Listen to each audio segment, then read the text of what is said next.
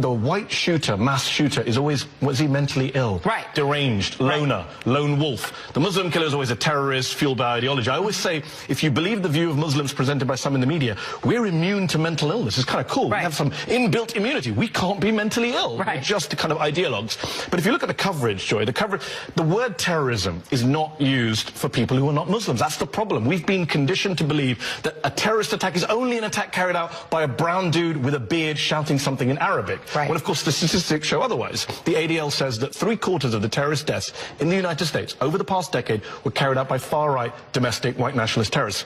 A quarter by Muslims. Can we say that the media coverage of terrorism in this country is 75% white nationalist, 25% Islamist jihadists? Not good. In fact, Georgia State University did a study.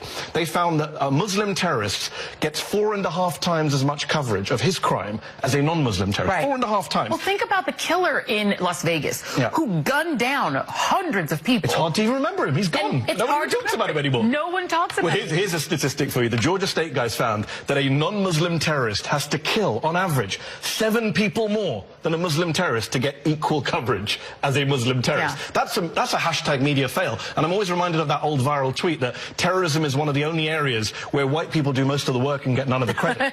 And it's a real problem. But, you know, it leads to racism, Islamophobia. It leads to fear on the part of communities of immigrants that, you know, that's where the terrorism threat is, from brown people, from foreign people, not from the terrorism threat in our midst. Even when you have Dylan Roof shoot 9 people, kill 9 black people in a church. And then get a nice meal of burgers. Yeah, and doesn't get charged with terrorism, doesn't get called a terrorist. Alex Fields killed Heather Heyer in Charlottesville, doesn't get called a terrorist, doesn't get charged with terrorism.